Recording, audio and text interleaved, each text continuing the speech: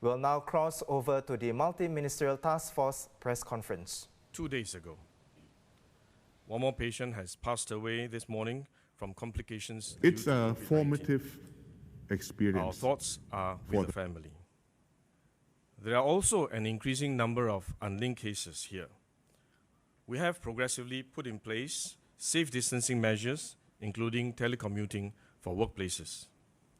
In view of the trend of increasing local transmission and the number of unlinked cases, the task force has decided that we must make a decisive move at this point to further curb the spread of the infection.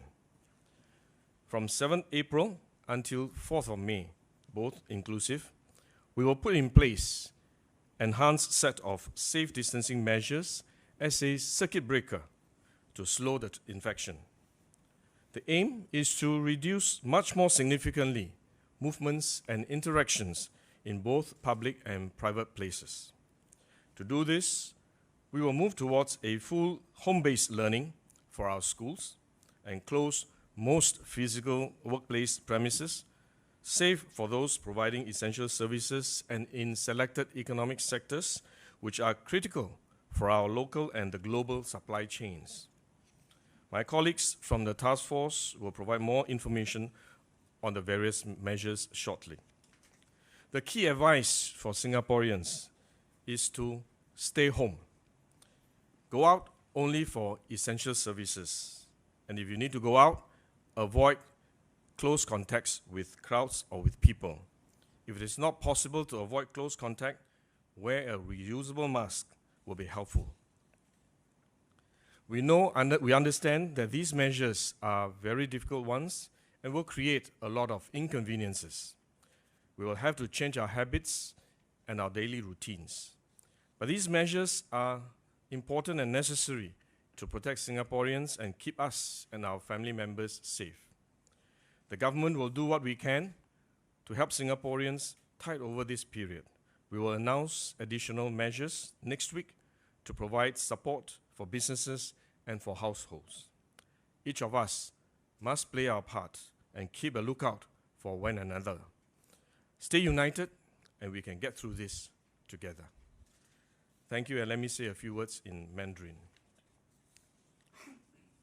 目前全球超过200个国家地区已经出现超过100万起2019冠状病毒的疾病。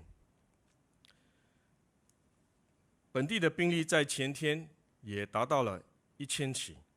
今天有多一个病人因为冠状病毒引发的并发症，在凌晨的时分病逝。我仅此在这里向他的家属表达深切的慰问。本地那些无关联的病例也逐渐的在增加，这是令人担心的趋向。所以跨部门工作小组检讨了病毒的传播的这个趋向之后，决定在这个时候采取更果断的行动，以控制疫情的蔓延。从4月7号，就是下个星期二开始，一直到5月4号，我们将进一步的推行提升的保持安全距离措施，希望能够阻断本地感染病例的上升趋势。工作小组的其他同僚接下来会提供各项措施的详情。我们需要全体国人的合作，待在家中，避免不必要的外出，除非你是出去购买一些日常的必需品，或者是应用一些必须的服务，比如要去看医生。那么有必要出外的时候呢，尽可能避免与群众接触。如果无法避免与群众接触，可以戴上那个可以重新使用的口罩，来对自己加强保护。这些措施我们知道会为国人带来许多的不便，但是为了保护所有的国人，让我们每个人还有我们每个至亲都能够感到安全，这些措施都是必要的。让我们一起来共同的努力，扮演各自的角色，也继续互相扶持、互相照应，一起度过这一次的这个时期。谢谢大家。接着下来，我要请我的同僚黃宣財部長表達他的演講。I'll now call upon Minister Lawrence Wong to make his comments. Good evening. It has been 1 week since we last put in place quite a comprehensive set of safe distancing measures.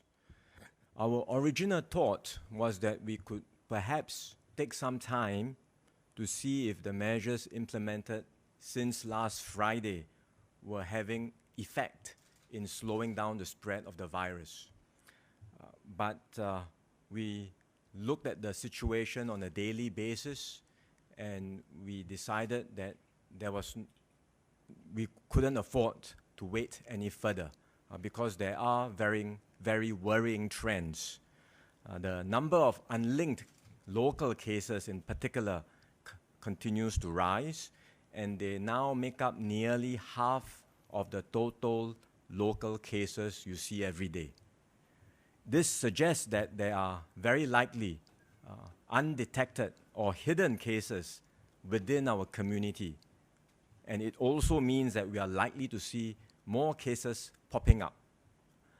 At today's level of infection, our hospital capacity is still able to cope with the cases that are coming in. But we do not want to wait for a situation where the cases rise and sharply, and then we get overwhelmed. So we decided not to wait, but to make a decisive, preemptive move now and put in place this major circuit breaker to try and break the chain of transmission. We are very mindful that these are painful, difficult measures that will bring about inconvenience and disruption to people's lives and livelihoods. We hope Singaporeans will understand why these are necessary to protect ourselves, our family members, and our fellow citizens. So it's absolutely critical that we take the measures seriously.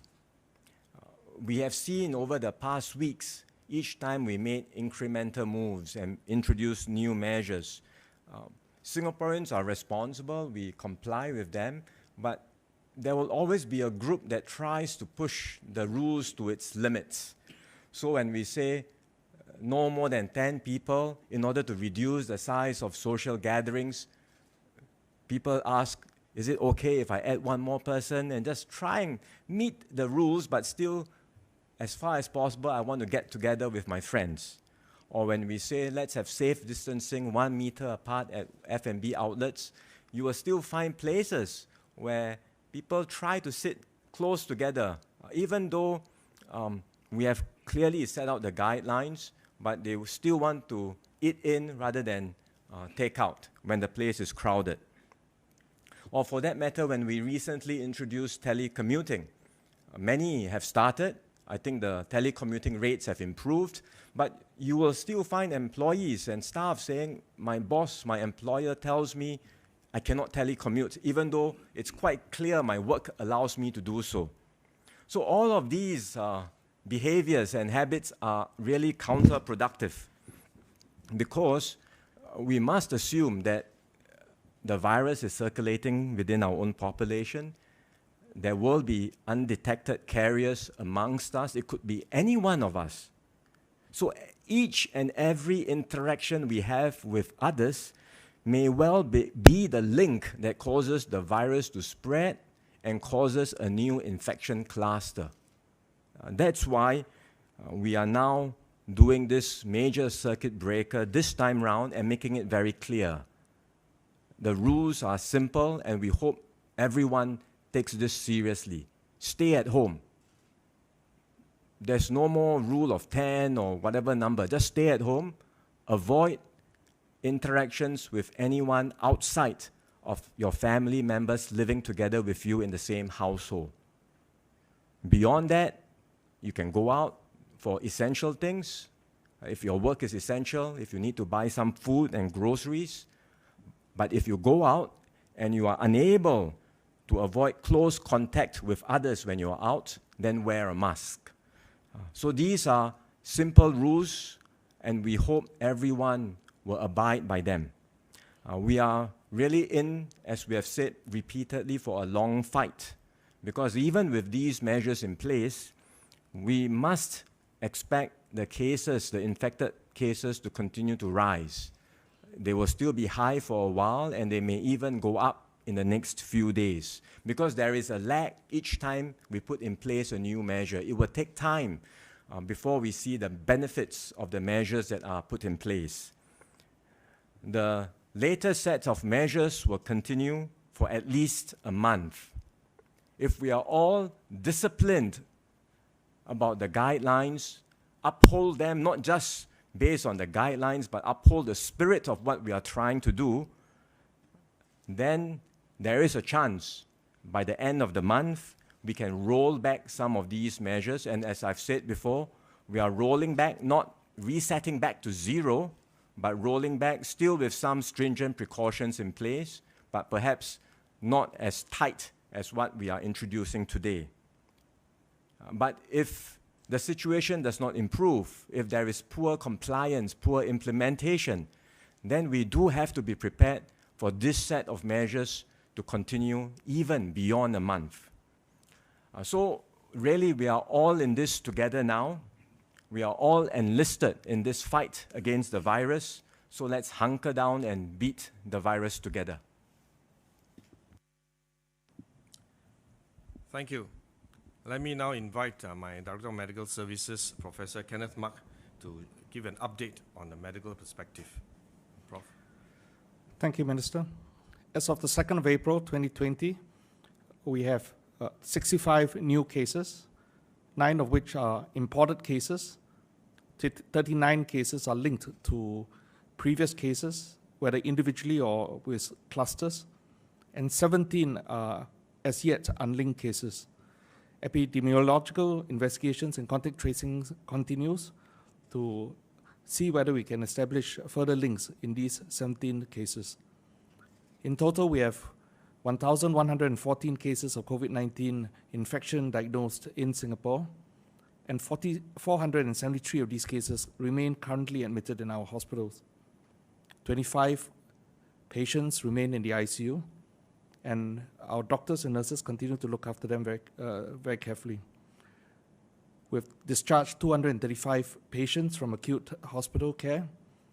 401 patients have been transferred across to either a community isolation facility or into a private hospital who cooperate and partner with us in looking after these patients.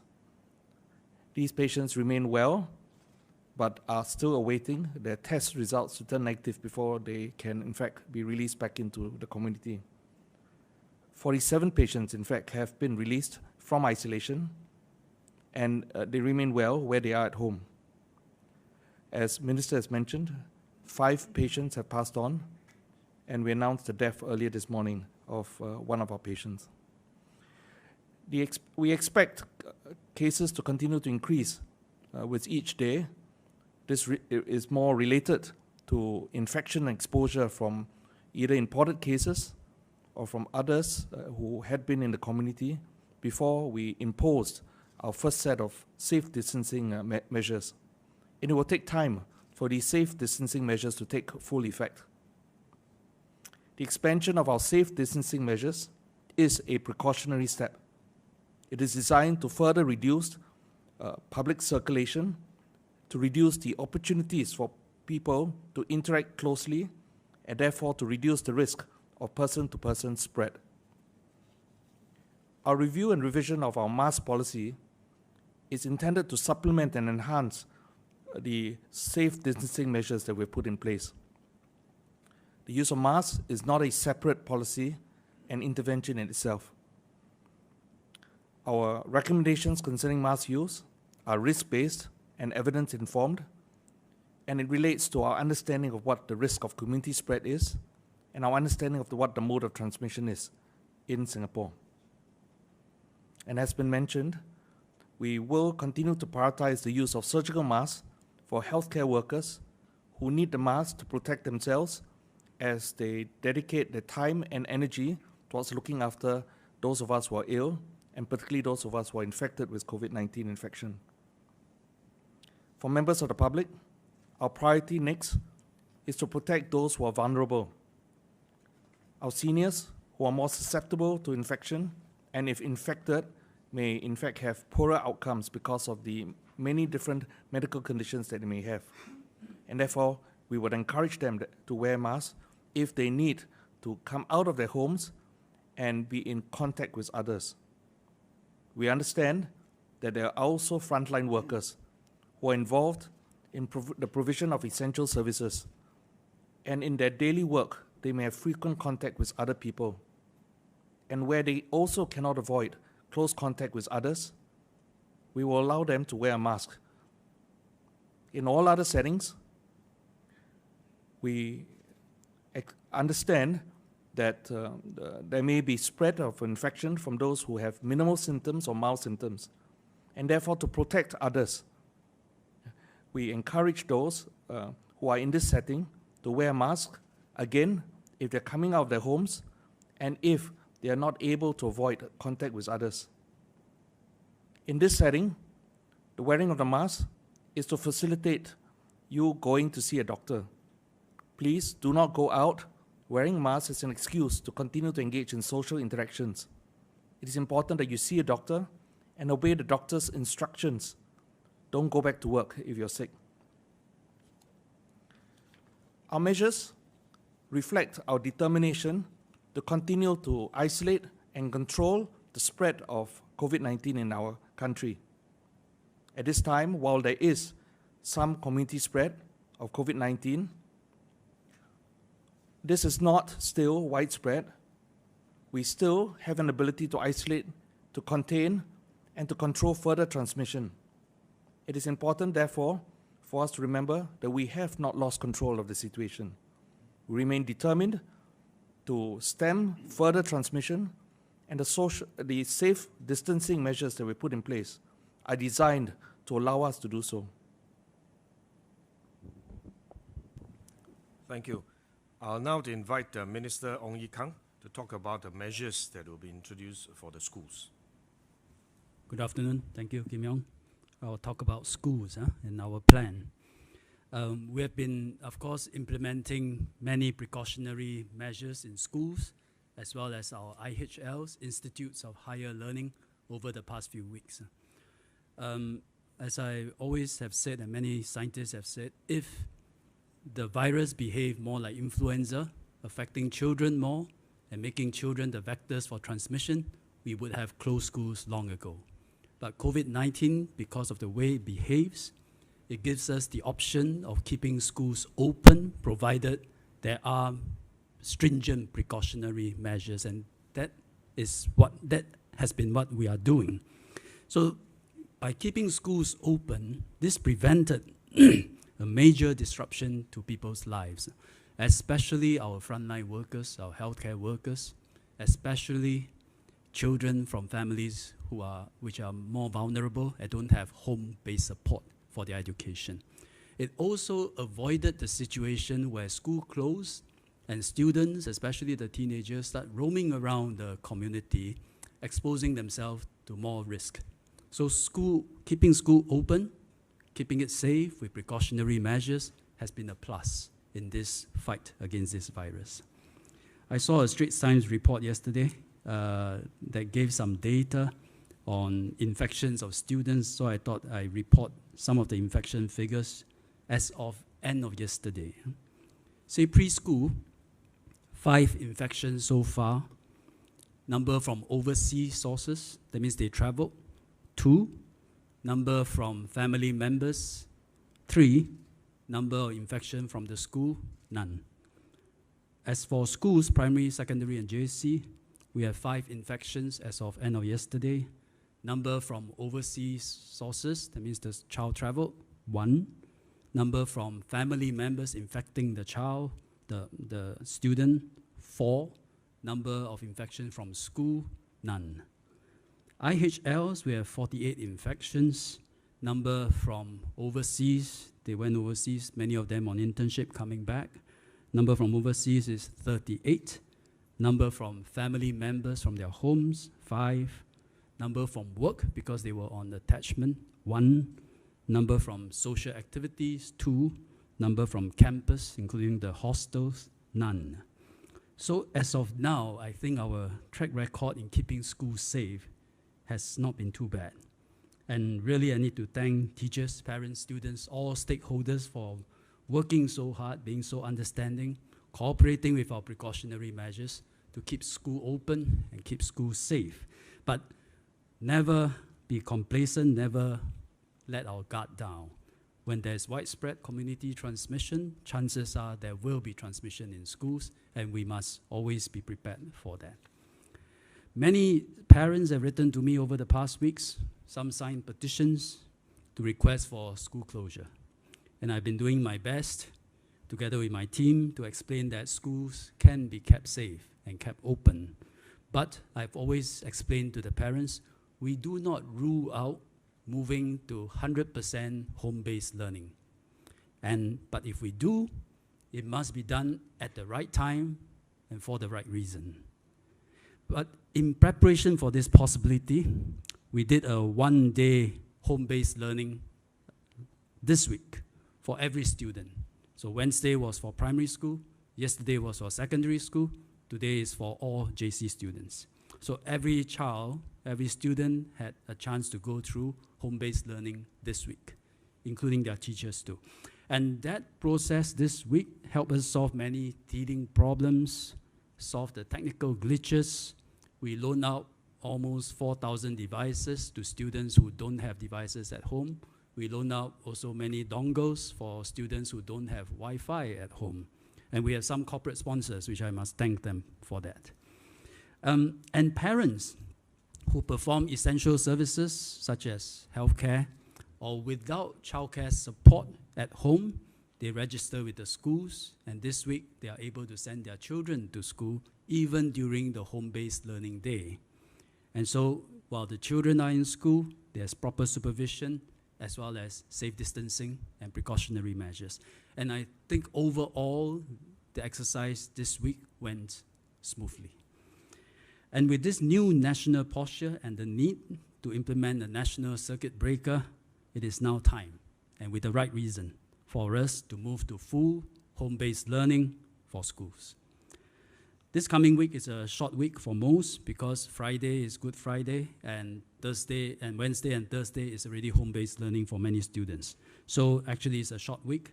We will take Monday and Tuesday to sort out the remaining administrative and technical issues. And from Wednesday, 8th April onwards, we will move to full home-based learning for all schools. And it will last until 4th of May. So excluding the short week next week, is a 3-week stretch until 4th of May. Now let me explain why it is now the right time and for the right reasons. Because we are implementing a national circuit breaker policy, and schools is an important part of it. It will help us move towards a position where we can enhance safe distancing, cut down social interactions significantly, and reduce transmissions. With the home-based learning experience this week, we are also confident that we can cover the curriculum properly and in time, and our assessment so far, there is no need for us to claw back from June holidays. So the June holidays are so far intact. And with the new measures, most students are required to stay at home, so there's also less worry that students will roam around and mix around in the community, exposing themselves to more risk. And because telecommuting has become the default for parents and for workers, plus school remains open to those who need support, we can manage the disruptions to lives. I know many students and parents will be concerned about exams. To reduce the anxiety of students, we'll do away this year all mid-year school exams. Many levels already don't have mid-year school exams, so we will just do away with the rest. And that also helped us claw back 3 weeks of teaching times for the relevant levels. But national exams, they will be considered just like most workplaces will close except essential services. School will no longer open, but national exams will still considered be essential, and they will continue. So there's mother tongue language examinations, oral and written, that's on the 1st and 2nd of June. Those will proceed. Numbers are not huge. We will decentralize the teaching, the sitting with safe distancing, and that can continue. PSLE, O-level, N-level, A-levels, these are year ends, so we don't need to worry for now. But we'll monitor the situation, and if need be, we make adjustments.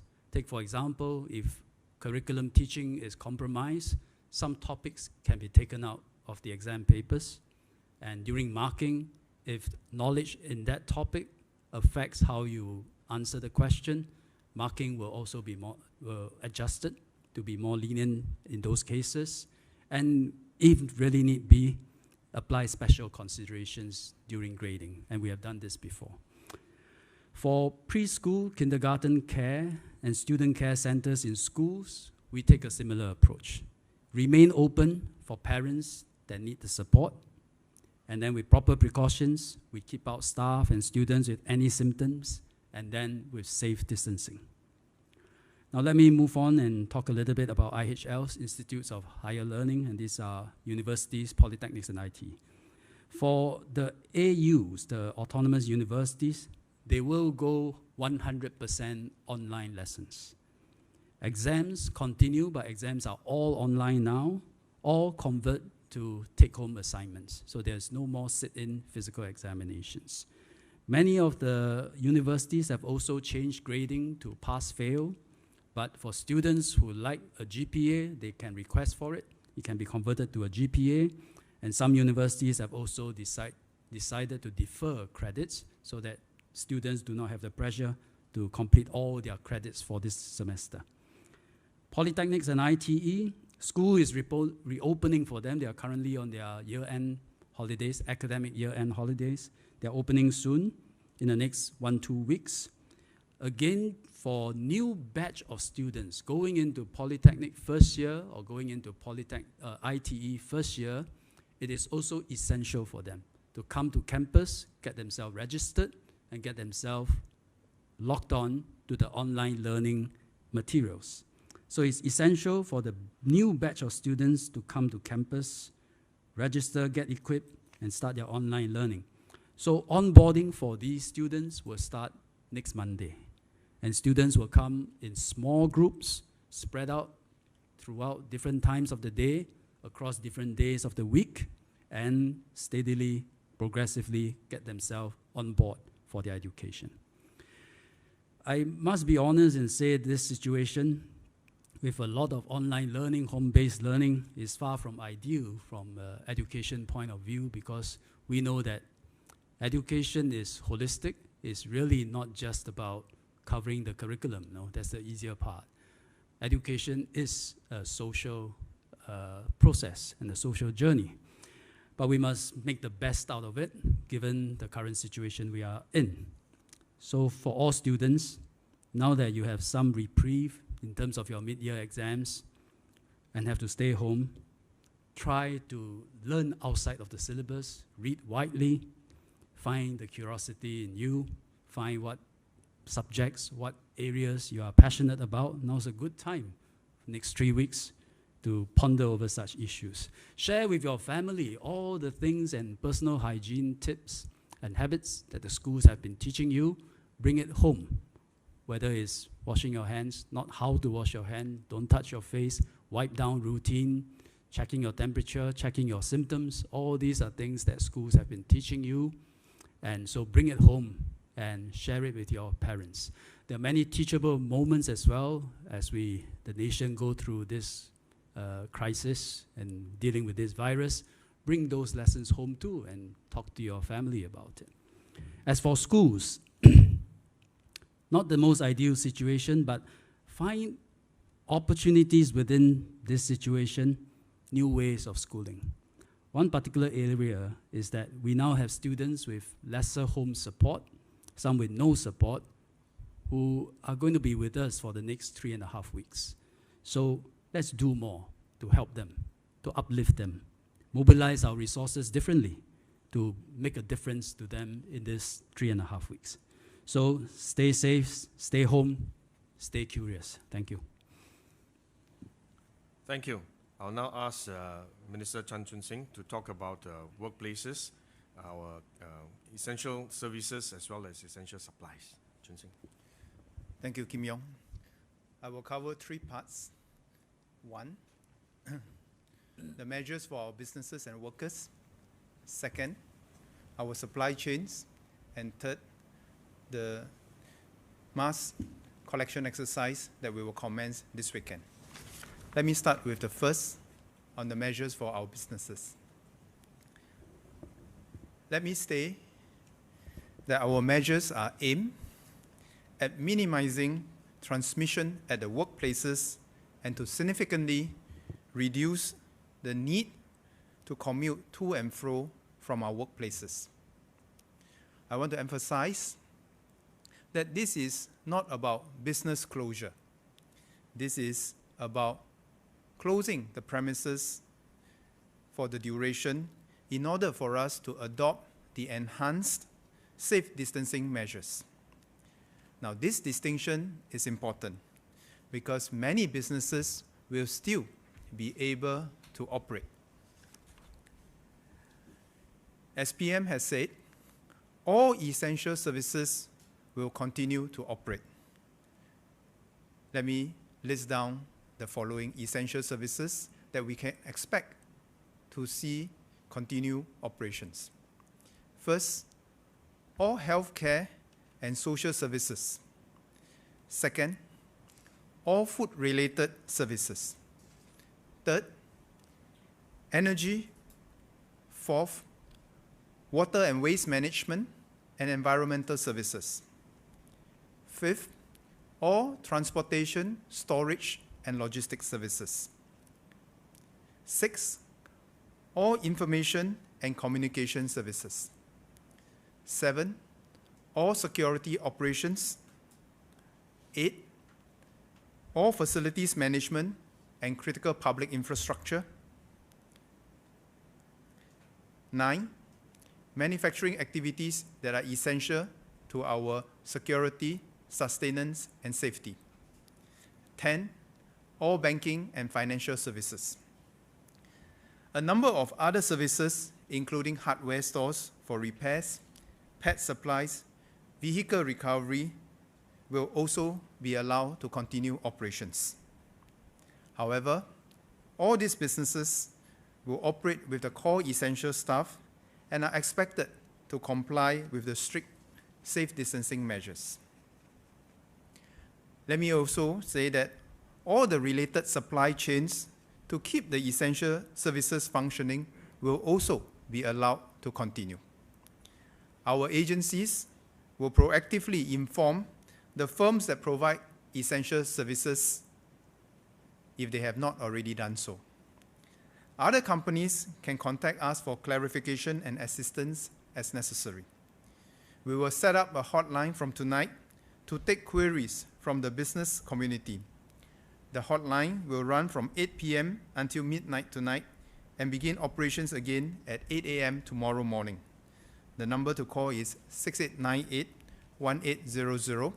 I will put all this information on the website after the news conference. There is also a website for businesses to go to get more information and to provide the details required and to submit appeals as necessary.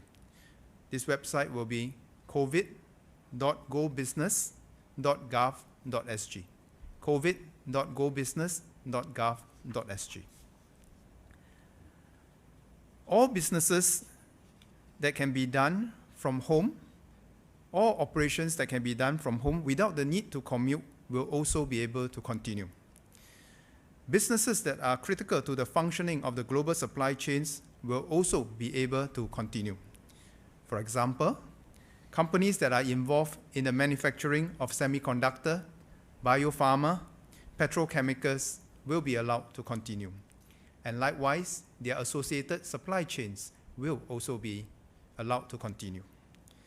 Business operations like construction that require some time to wind down safely will be given a short grace period to do so over the next few days. We are aware that some business operations will be reduced and cease for the time being. Let me now invite Minister Josephine Teo to say about the measures for our worker before I continue on the supply chains. Joe, please.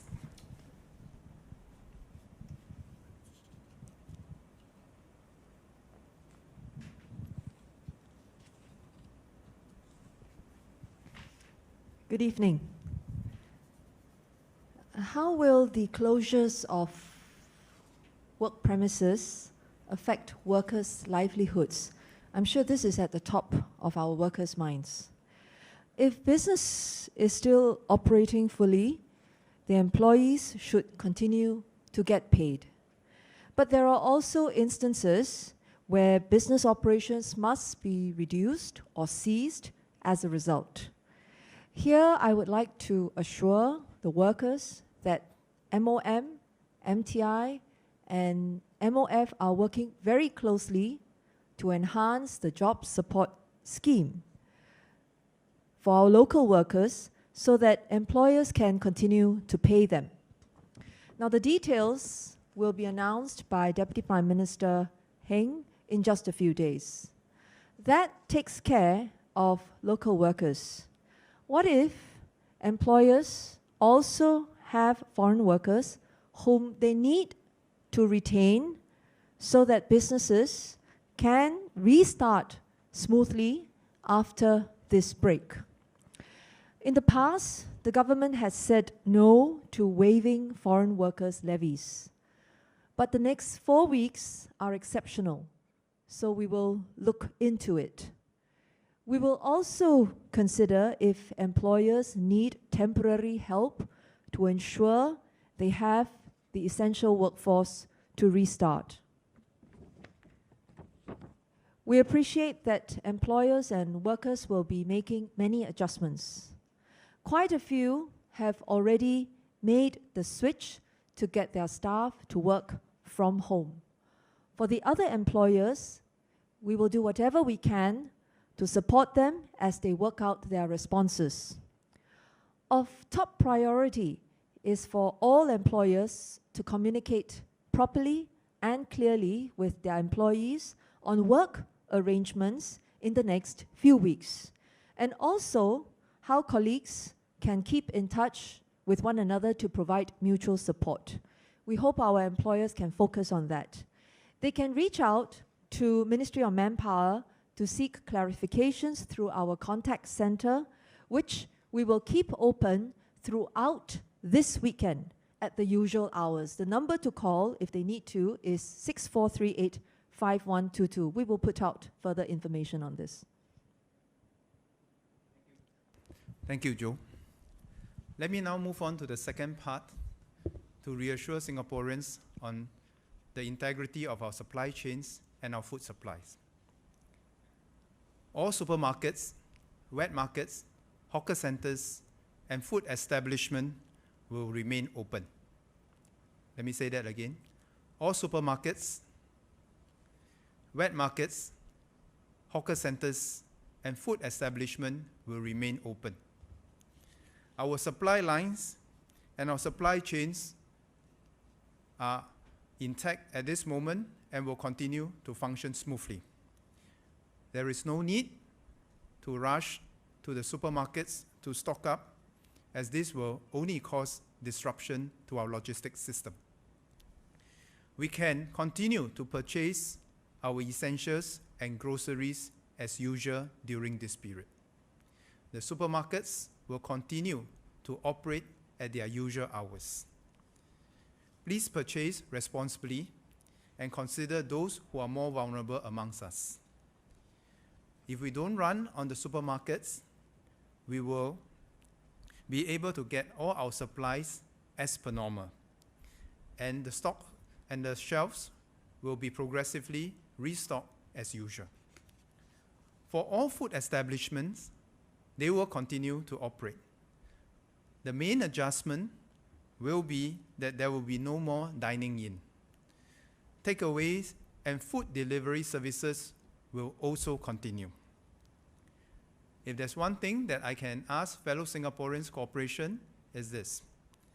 If you are going to do the takeaway, to tapao, bring our own clean containers where possible to help our food establishments conserve their packaging materials and for all of us to be more environmentally sustainable. Now let me move on to the third topic on the reusable mask collection exercise. We have planned for this for some time, and this is why we have the ready stock in our country. Fellow Singaporeans might have also noticed that in the last few weeks, we have started selling reusable, washable masks at various of our supermarkets. In order to ensure that all families would have access to a reusable mask, the People's Association will commence the distribution of reusable masks to all Singaporean residents from Sunday, 10 a.m. onwards. We will conduct the exercise from Sunday, 5th of April, till the following Sunday, 12th of April. For all weekdays, residents will be able to collect their masks from 3 to 9 p.m. daily. For all weekends and public holidays, the collection can be done from morning 10 a.m. to evening 9 p.m. All the collections will be done at the respective CCs and RCs. And I think fellow Singaporeans are familiar with the collection exercise that we have done some time back. For all the collection, we will have priority queues for our seniors so that they do not have to wait too long. And we hope that fellow Singaporeans will also allow our seniors to collect their masks first. Each housing block and precincts will be informed progressively. Singaporeans can refer to the website www.maskgoware.sg or the CC and RC's notice board for more information on when and where to collect their masks. So let me say that again, www.maskgoware.sg, or look out for the notices at the respective notice boards at the lift lobbies for the HDB flats. So let me pass back to Kim Yong. I should also let you know that I have another colleague of mine at the press conference, and he's Desmond Lee, and I will invite him to say a few words. Desmond, please.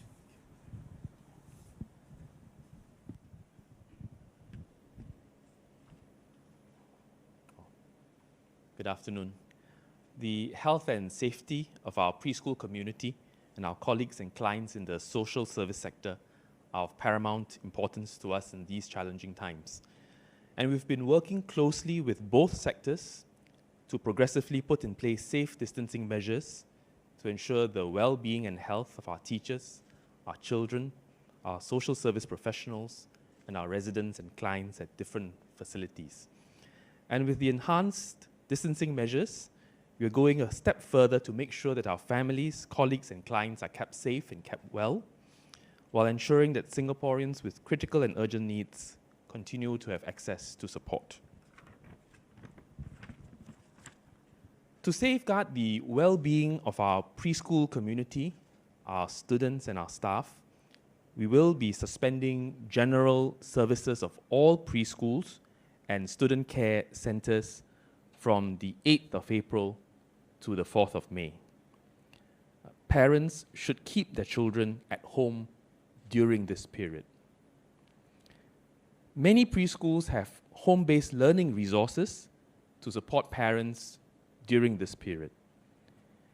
The Early Childhood Development Agency, or ECDA, is consolidating resources developed by various preschools to a single website for parents' convenience, and we will share the link with parents next week.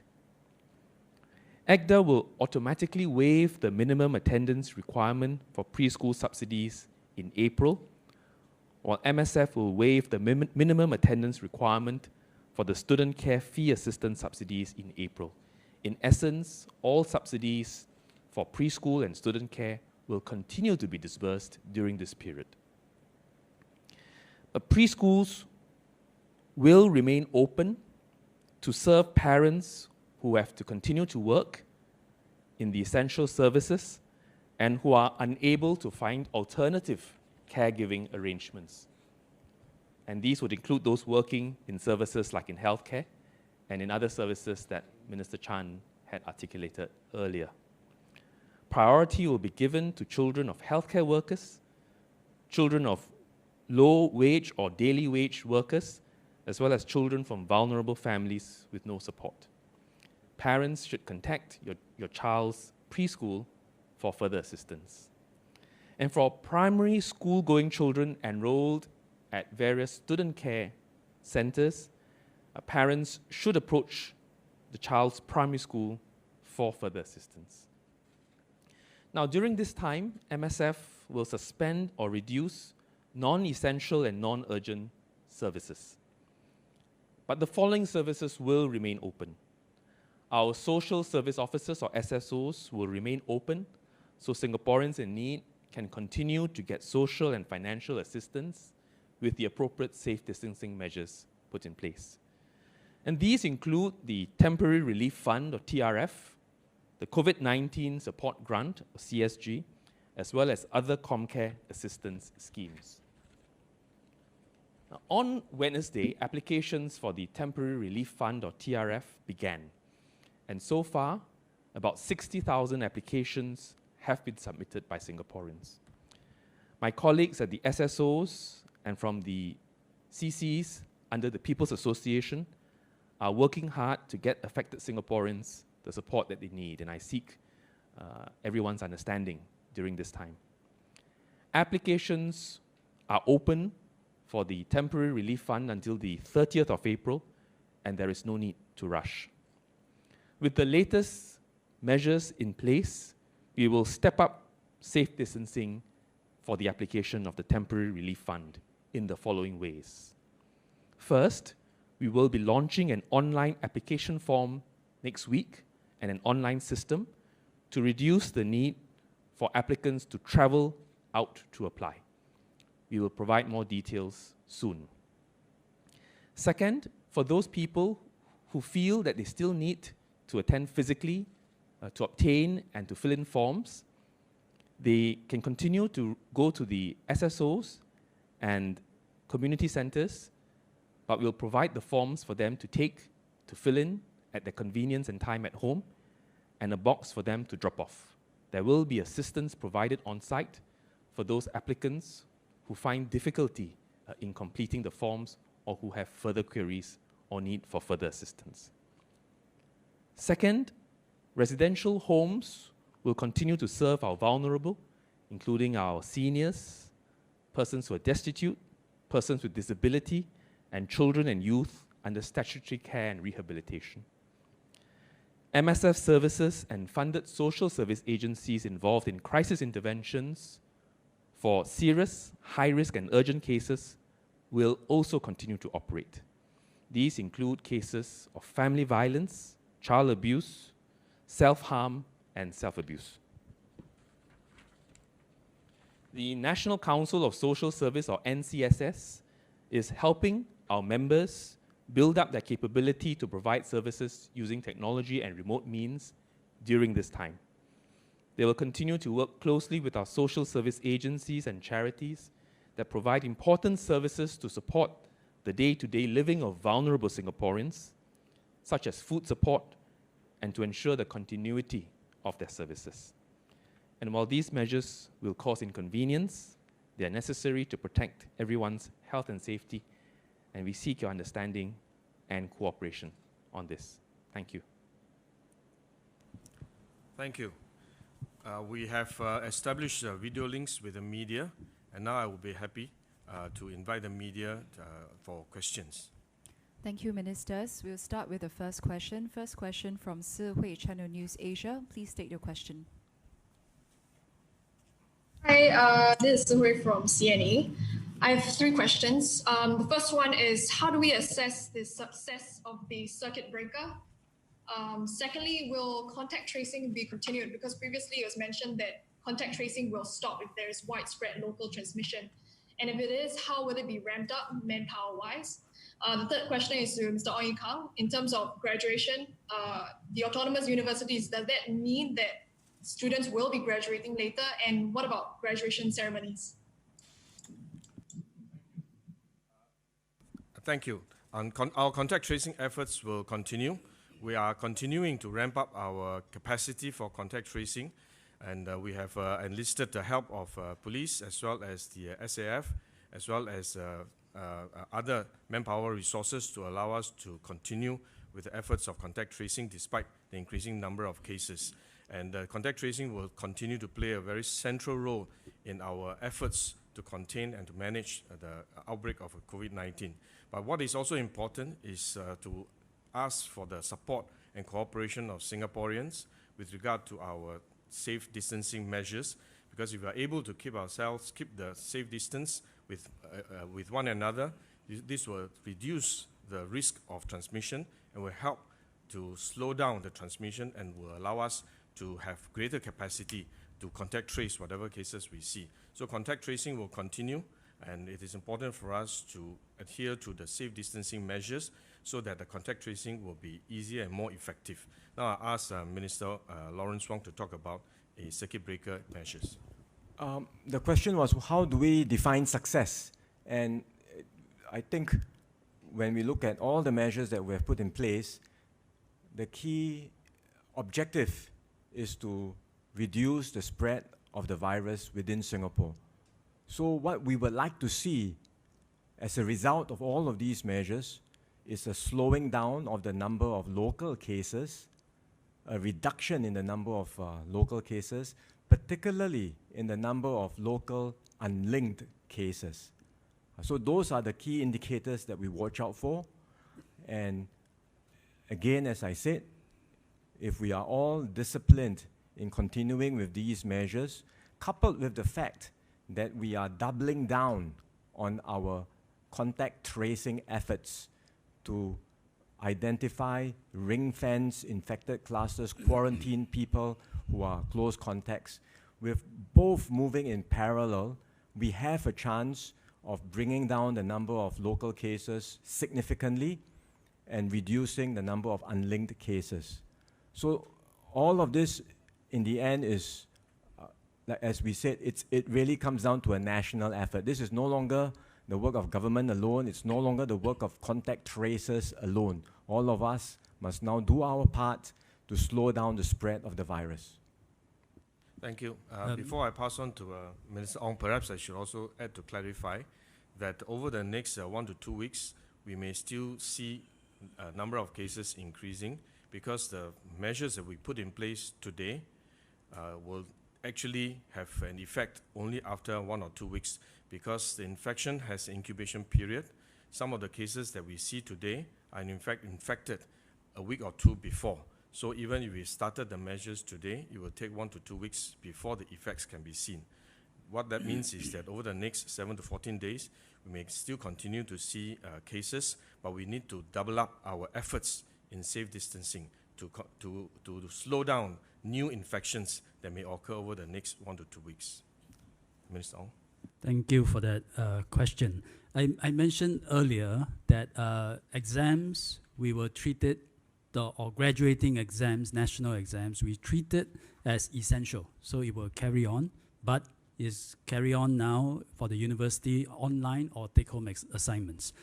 I said that, and I should have elaborated, is that it is because graduation is essential, a major milestone of the students' lives. So therefore, with this format, they will graduate on time. But graduation ceremonies are not essential for now. So with our advice that everybody should stay home, there shall be no graduation ceremonies. But I hope in time to come, when this is all over, we can still properly mark the milestone of their lives. The next question. Next question is from Timothy Goh from the Straits Times. Please state your question. Hi, thank you. My question is, why is the start date of the new measures April 7th? Might this not cause a rush for people who still want to eat in restaurants, etc.? Secondly, what does it mean that most workplaces will close? Will they break any laws if they refuse to close at the designated date? Thirdly, based on our home-based learning experience on Wednesday, Thursday, and Friday this week, how many students are likely to need to go to school when the full home-based learning starts next Wednesday? And finally, with all this in place, I have to ask, is there a further set of measures you can put in place, the equivalent of, as we've been saying, DORSCON rate at this point? Thank you. Thank you. Could you repeat your second questions because we couldn't hear it clearly? Sure. So my second question was on workplaces. When you say that most workplaces would close, what does this mean? Will they be breaking any laws if they do not close? And what are the penalties? Thank you. Let me say first categorically that we are not in DORSCON red. And currently we are in DORSCON orange, and all the measures that we mentioned were measures that we can introduce during DORSCON orange, and we will continue to do so. And these measures will help us to slow down the transmission and slow down the number of cases, and this will help us avoid having the need to go to DORSCON red. At the same time, we also have further measures that we can introduce, and we will have to look at the situation, how it evolves. As I've explained before, our response is always based on the situation which continue to develop, and we will monitor the situation and decide what else do we need to do in time to come. But currently, this set of measures are very significant measures. This is a very important step that we are moving forward. In fact, we understand that this set of measures already will create significant inconvenience and disruption to daily lives, daily routines. And we ask Singaporeans to bear with us and support these measures, observe the spirit of these measures, and that is to really increase the safety distance between individuals. We know human beings need a social contact, but for the next 4 weeks, please help us by maintaining social distance so that we are able to slow down the transmission significantly. I think that's the key objective of the measures that we are putting in place today. So I'll ask Minister Wong to talk about the safe distance measures. Well, there was a question on the start date and whether having a later start date will lead to a rush for people dining in, right? Well, so the basic point is the start date kicks in a bit later, giving people, workplaces, businesses time to adjust. But even between now and the start date, all of the high level or the stringent safe distancing measures that we are already operating still remains in place. So restaurant seating would still be 1 meter apart strictly, right? There is no compromising on that. And all of the measures that we have talked about, no gathering of people above 10 persons, all that remains in place. Right? So we are continuing with this stringent set of measures, and then when the effective date kicks in, there will be no more dining in. That applies even to hawker centers and coffee shops. So all F&B establishments will no longer have dining in and will only allow takeout. And everyone will then have to make adjustments, including Singaporeans. So we do need some time for people to make these adjustments. And we, once again, remind everyone to adhere to the spirit of the new measures, right? It is really about each one of us doing our part to significantly reduce the number of social interactions we have. Typically, if you think about your own experience, a person would have perhaps 20 or more contacts with others besides their immediate family members, easily, right? You go out, you sit down, you're in a coffee shop, you go to your workplace. This cannot continue under our heightened posture, under this new phase of a national circuit breaker. All of us have to reduce our contacts significantly, limiting it only to the people who live around us. And if we all do that, as I said, we have a chance then of gradually bringing the virus under control. I'll ask Minister Josephine Teo to respond to the question on the workplaces.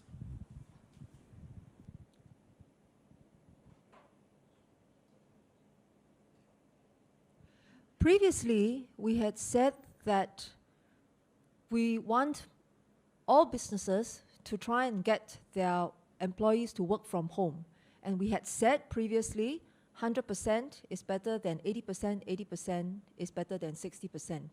In other words, previously, we accepted that in some instances, at the work premises, there would still be maybe 10, 20, 30, 40% of the workforce still there.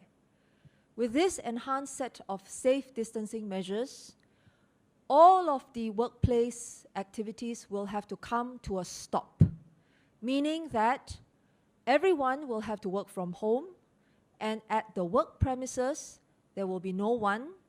And what that will mean is that in some instances, where it is possible for all the employees to work from home, then the business can continue to operate fully. Otherwise, the business operations will have to be reduced or to cease completely.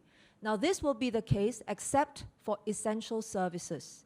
And all the essential services have been described earlier by Minister Chan Chun Sing, and Minister Chan has also explained how some businesses that could be part of the strategic set of activities in our economy and want to seek special consideration, they can do so by applying to MTI.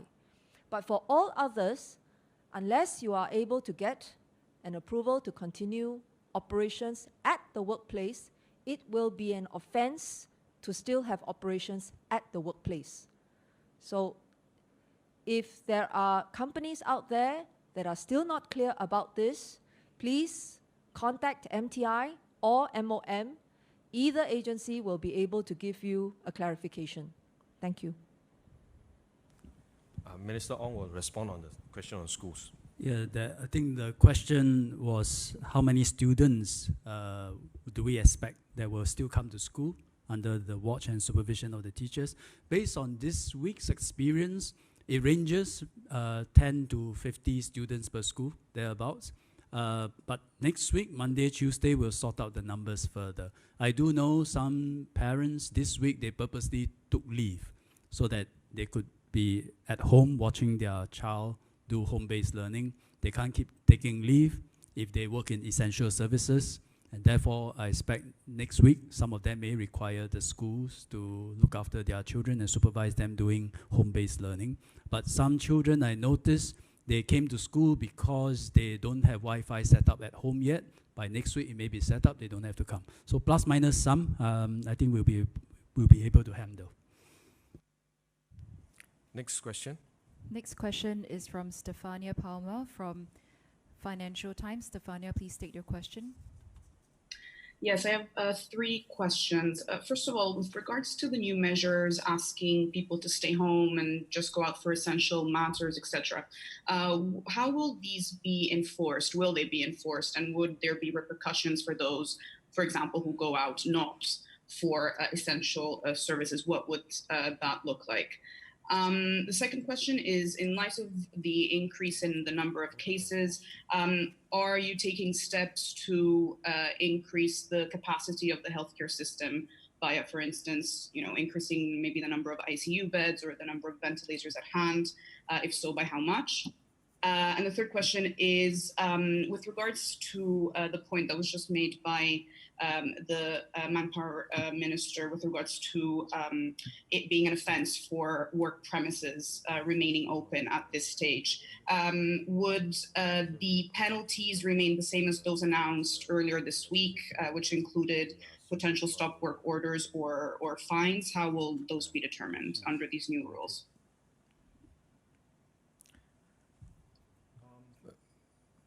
On the first question, on the enforcement or how, first of all, we want everyone to take very seriously this new advisory and measures that you should stay at home and only go out for essential activities.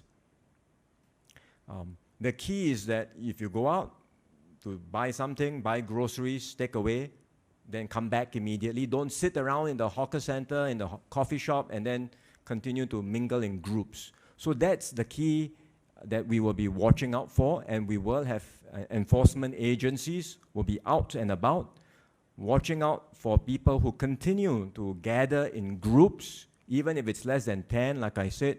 We don't want any such gathering in coffee shops, in hawker centers, in void decks, anywhere, in F&B outlets. These should not happen at all. So if you were to go out on your own or with a family member to buy something, to exercise, that's fine. But don't loiter, don't gather with people outside of your family members. And the enforcement agencies will be taking this seriously. If there are people who continue to breach these rules, then indeed enforcement action will be taken. Thank you. There's a second question on healthcare capacity. Over the last few months, I've been explaining to the media as well as the public that we have been progressively expanding our healthcare capacity, both in terms of the ICU beds as well as the isolation wards for the COVID-19 related illnesses. But at the same time, I have to remind all of us that while we still have capacity to deal with, to manage the existing, the current number of cases that we see, we should not test the limit. And that is why we are putting in all these measures in place in order for us to continue to keep that buffer. And even if we have a physical capacity in terms of number of beds in ICU and in isolation wards, we also have to be mindful of the healthcare workers who have been working day and night, around the clock sometimes, forgoing their own leave, forgoing their own families in order to take care of these patients. So we must do all we can to minimize the number of cases that we see every day, so that we give more capacity to the healthcare system and give more leeway for our healthcare workers so that they are able to perform their task and they still have their family to look after too. I'll ask my Professor Kenneth Mark to add on if he has anything to add. Yes, thank you very much. We have been expanding our capacity in many different ways, and we've been doing this in phases in anticipation for any increase in the number of cases in Singapore. Minister has talked about the expansion in ICU bed capacity, and we've done this through the conversion of various wards that we have in readiness in our hospitals. So we've in fact built that into the original design of all our hospitals to be able to expand that bed capacity.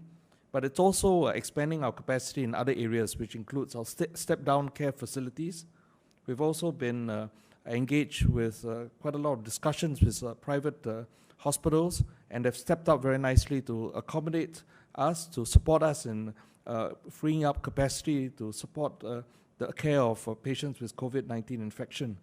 We anticipate that our private sector colleagues would continue to support us in many other ways, and this may also be in sharing the load in looking after our existing patients with chronic medical conditions who at this point in time would be awaiting further care as our public hospitals are devoted towards looking after COVID-19 patients.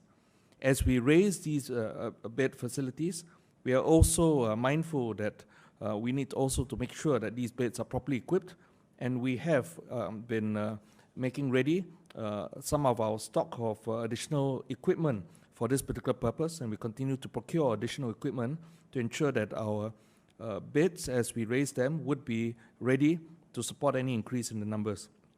Manpower is also important, and we have in fact been progressively training more of our manpower to be able to take on these additional roles, looking after additional patients in an ICU or critical care setting.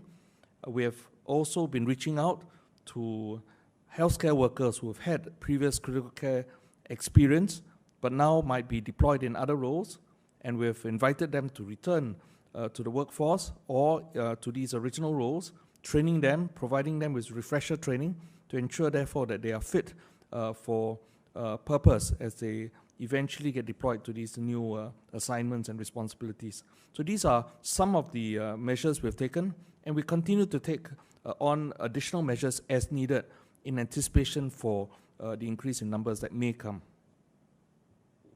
Thank you. Minister Josephine Teo.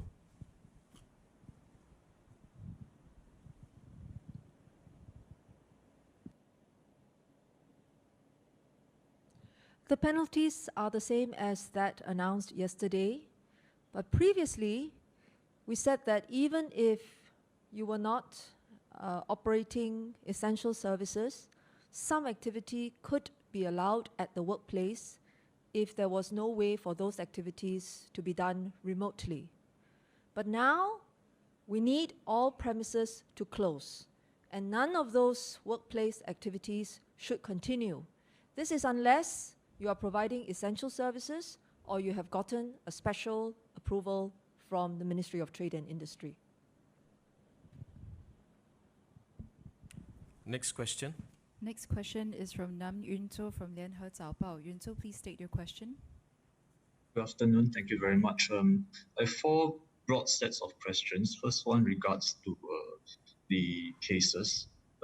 Because we had 10 clusters around there in the past week, so and also some transmissions actually traced back to more than a week back. So are we actually found wanting in contact tracing efforts and ring fencing? And also, is there any indication of prevalence of widespread community transmission? And one more thing regarding a specific case, the patient from the first patient from the Amoy nursing home. Do you have any indication where the patient got the virus from? Was it from a family member? So that's the first set. Second set is with regards to masks and mask supplies. So maybe could the minister give us a bit more on the thinking of why the government is changing its stance on whether or not to use masks, and because some people might feel that this will cause some confusion. And also, could we have implemented the measures we are announcing today any earlier? And also, do we have enough mask supplies? When would we possibly be able to have our own production of masks in the market? Anyway, the third set of questions is with regards to so many people working at home. Do we have enough data and data bandwidth to support all these operations? And fourthly, on a more light-hearted but nonetheless almost as important note, some of our readers have expressed concern whether Singapore pools will still remain open. Thank you.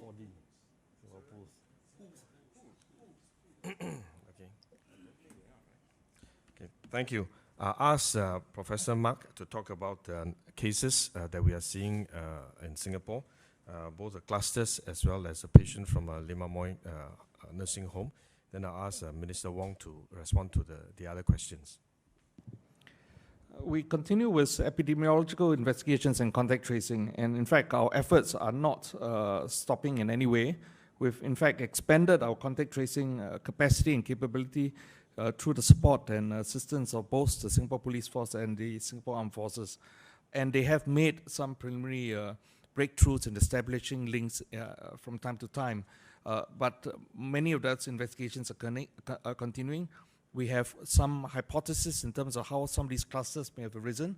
And as time goes on, as we can prove that these are indeed the links that have taken place, we will make that known to all of you. At this time, it's still our belief that while there is some level of community transmission, it is at a stage where this is still potentially controllable. We are able, we believe still, to cast a net wide to isolate and ring fence all of these confirmed cases as much as we can and limit further transmission. And therefore, it is not our assessment at this stage that we have widespread transmission to the extent that our ring fencing and containment strategies have failed. In fact, we continue to endeavor and continue to persevere to do so because we believe this will make a difference in allowing then the safe distancing measures to take root and allow these cases then to settle down. You asked about the specific resident who was a patient and a resident at the Lim Amoy old age home. And there have since then been several residents who have also been confirmed to have the infection, as well as staff members. From our investigations to date, it is a possibility, we have yet still to confirm this, but a possibility that in fact it might have been one of the staff members who might have been having some mild symptoms but continue to work, and then an opportunity through close contact in the home then have led to other residents getting that infection. But we continue to investigate to see whether this possibility is indeed true. And as we continue with our efforts to determine these links, we will again make that known to you. Let me address some of the questions raised. First, on mask. We have always said that our guidance on mask is based on scientific advice and evidence. And that's why originally we started out by saying you only need to wear a mask if you are unwell. That is also the advice by the WHO. But we now are in a different situation because we are seeing new data, new information being put out, including evidence that infected persons with no symptoms may infect others, which means that you may not know whether you are well or unwell because an infected person may be carrying the virus but may well have no symptoms. And then even when they speak, droplets may spread, especially in close proximity to another person. That's why even the WHO and the US CDC are now reviewing their own guidelines. And similarly, we have been studying this for some time. And on top of the new evidence, we are also in a different situation in Singapore today than before. Before, we didn't have community spread of the virus. Now, we are seeing an increase in locally transmitted cases, and we are also concerned about possibly undetected carriers within our community. Right, so it's because of all of these reasons that we've decided the position on mask has to be updated, and now we have updated the guidance. We still want to conserve surgical masks for our healthcare workers because there is a global shortage of surgical masks. We are trying our best to replenish our supplies of these masks and also to build up some local capabilities, but still these masks have to be conserved for our healthcare workers. That's essential because they do need them in order to care for their patients. But for the general population, some form of mask, even a reusable mask, can serve as a physical barrier and can provide some basic protection. And that's why our advisory now is, first of all, don't go out, stay at home. But if you have to go out for essential activities and you cannot avoid close contact with others, that's the key. If you cannot avoid close contact with others, then wear a mask. And even there, in such circumstances, a reusable mask can offer some protection. So that's the thinking behind this change in guidance. On your other question, could we have put in place the measures earlier? In the end, it is a judgment call based on the global and local situation. Certainly, we could have done this very much earlier, but there is also a concern from medical experts and public health experts looking at all of these safe distancing measures, mitigation, the safe distancing measures that we're referring to. If you were to put them in place too early, there may well be fatigue. And when there is fatigue, people may not abide by the measures so well, and then they will not have their intended effect. So there is a case to think about when to implement them and to ensure that we implement them at the right time. Right? For example, if we have put in place all the measures that we're talking about now, and we have put them in place much earlier, we may very well still be in the same situation today, with the measures in place 3 months later, right? And children will be no longer will be out, will not have schools for 3 months, even longer. So you have to decide. If you do it too early, there may be fatigue. There will be significant disruption to people's lives, and in the end, it may well be counterproductive. Even the timing that we have decided now, if you look at what other countries have done, we are doing this relatively early in our infection cycle. We have not reached a point where we are seeing many uncontrollable outbreaks. Right? We are still in a phase where we are containing the virus. Many countries have moved to this set of measures that we have just announced only after giving up and abandoning containment, and then they decide, well, let's all go into this, stay-at-home orders. We have not given up on containment. In fact, we are still going all out to detect and contact trace every case, quarantine the close contacts, and try and stamp out every infected cluster. We are pursuing containment, but at the same time, we think it's necessary to do more with safe distancing, and that's why we are putting in place these new stringent set of circuit breakers in place, and both the contact tracing, the safe distancing work in parallel, and we have then a best chance of trying to control the spread of the virus. Finally, your question on Singapore pools and I think 4D outlets, they will be closed. They are not considered essential services. Next question. We have time for 3 more questions. Next question is from Shahida from BH. Shahida, state your question, please. Hello. Hello, yes. I just want to ask, the livelihood of many will definitely be affected with this circuit breaker. So I just wanted to ask if there is any other further support or those that has been announced, whether they are sufficient, and what else can we expect? Also on schools, is there a limit on the number of students or, that a school or preschool or student care can take, especially if their parents, there are a lot of parents in essential services and vulnerable groups in that school? Thanks. So on the question of livelihood of the small enterprises and individual businesses, I'll ask Minister Chan to elaborate on. And for schools, Yee-Kang will respond. We understand that many of the businesses and workers will be under stress. As mentioned just now, DPM Heng and Minister for Finance will be announcing further measures next Monday to help our businesses and workers. Yee-Kang? The number that each school can take. So first and foremost, 2 things. 1, abide by the spirit of this set of measures, which is stay home whenever you can. Only when it is essential, whenever it is no choice, you gotta go out, then you go out. Including, let's say you really have no choice, you are essential, you are a healthcare worker, and you got to go to work, you're in the front line, you can leave your child in school.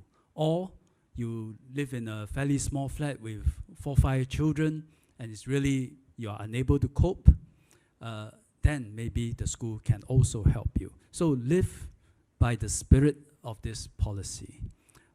This week is 10 to 50 per school. I think with that number is very comfortable. Third point is that whether you are at home or in school, the education actually is going to be roughly the same. Teachers are at home too. Teachers also have children to take care of. They actually log on, many of them log on and able to see all the children. They actually take attendance. They can even have a flag raising ceremony and say the pledge, and then go through the assignments, or go through the lesson, followed by assignments, followed by marking. So it is virtual, it's almost like Zoom. Yeah, we can use that kind of mode. So whether you are in school physically or at home physically, it will be the same mode of teaching. Yeah. But as I mentioned earlier, we do expect a fair number of children from more vulnerable families having to come to school. So I think take this opportunity, mobilize, harness whatever resources we have.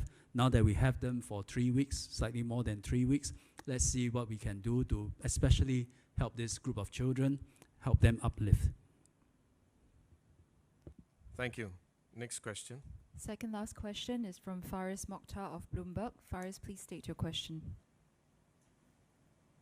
Hi, Ministers. Just two questions. So what would constitute a DORSCON raid? Because based on your current guidelines, closures of workplaces and schools would come under DORSCON raid. So what is your current definition of DORSCON raid then in this unprecedented situation? And how far or how near are you to a lockdown? Because many Singaporeans would effectively see this as a lockdown. Thank you.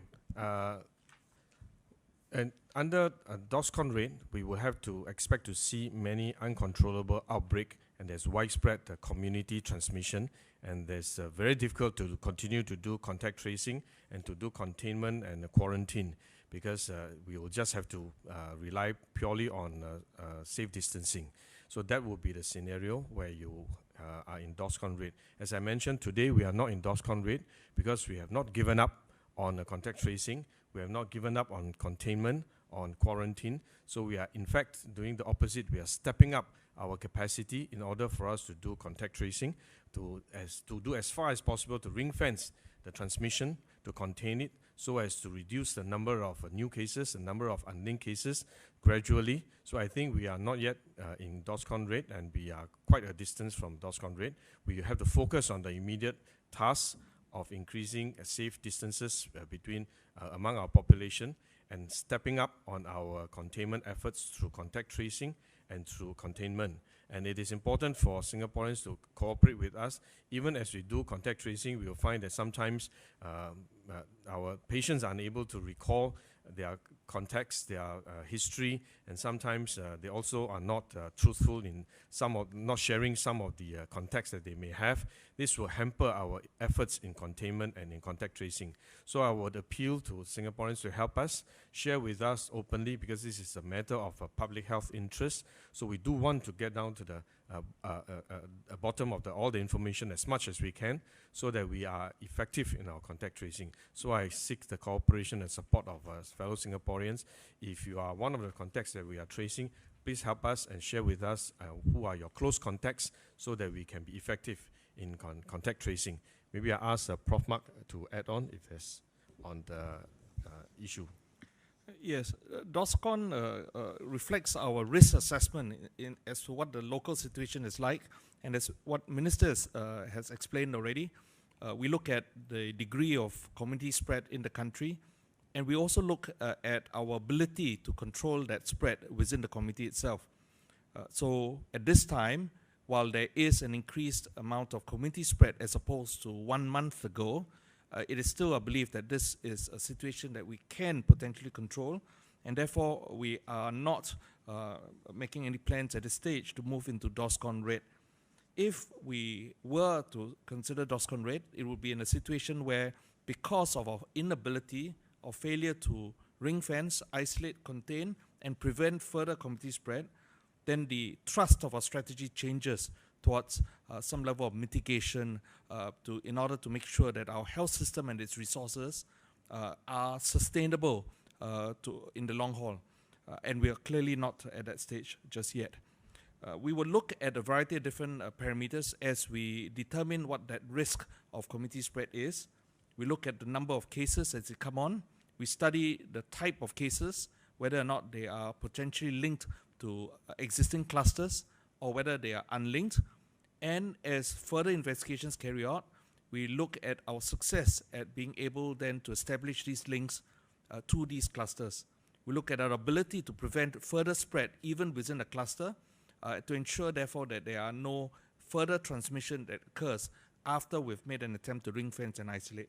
So these are some of the measures that we would put in place, some of the factors we look at to assess whether or not our containment strategies are successful, and they would also influence us as we assess whether there is a need in the future to move to DORSCON raid. Just a quick response to the point about a lockdown and the question whether this constitutes a lockdown. In fact, even when we introduced the last round of measures last week, people were already asking us, in fact, I think some members of the media had asked, was that a lockdown? So rather than think about, use the phrase lockdown, and which means different things to different people, let's focus on the specific measures. And what we are doing today is a significant tightening on top of what we had just introduced last week, because we think this is necessary. But with these measures, we are not stopping all work. We are not shutting down the economy, right? Essential businesses will continue. We are not stopping people from going out if they really need to for work where it's essential, or to get their food, groceries, or even to exercise amongst their own family members.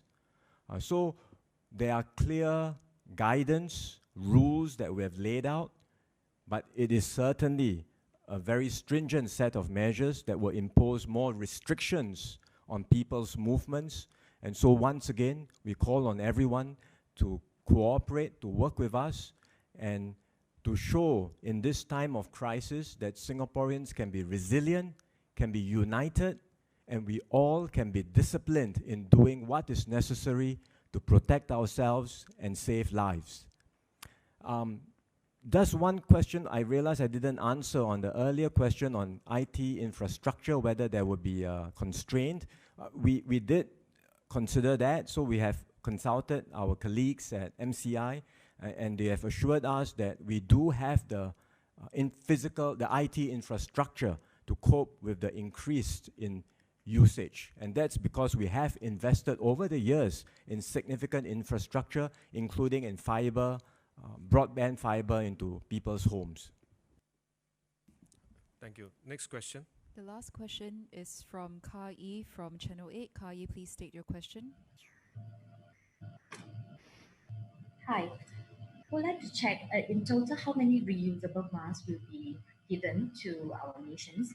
And I understand that a lot of elderly, right, they might not be aware of personal hygiene. They might wear it like the whole day. So what's the guidelines? How often they should wash the reusable mask? Is it like every 4 hours or once a day? And will PA remind the elderly when they collect the mask? Thank you. I ask Minister Chan to respond to the question. For the reusable mask, we'll be distributing one to every resident in Singapore. We advise people to wear the mask, including the elderlies, when they go out of their home into a crowded environment. We recommend that once we come home, then we can wash it after being out. And then we dry it properly, and then you will be able to use it again the following day. By the way, I'd just like to add that when there is any doubt, the PA staff and volunteers will also be on site to help our elderlies and explain to them how to use the reusable mask when the collection exercise is on. Thank you for joining us at this press conference. Thank you very much.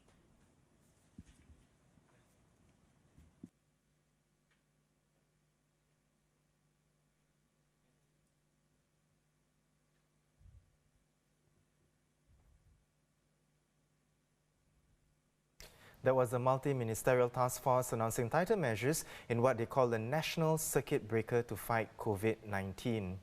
Now, just a summary, workplaces will be closed except those essential services and key economic industries. This will take effect from next Tuesday, April 7th. Second, Singapore will move to full home-based learning for schools and institutes of higher learning, or IHLs. This starts on Wednesday, April 8th till 4th of May. But essential services such as food establishments, markets and supermarkets, clinics, hospitals, utilities, transport and key banking services will remain open. Singaporeans also have to be prepared for these new measures to continue beyond a month if the COVID-19 situation doesn't improve. Today, Singapore has 65 new coronavirus cases, 39 linked to previous cases and 17 as yet unlinked. This brings Singapore's total number of cases to 1,114.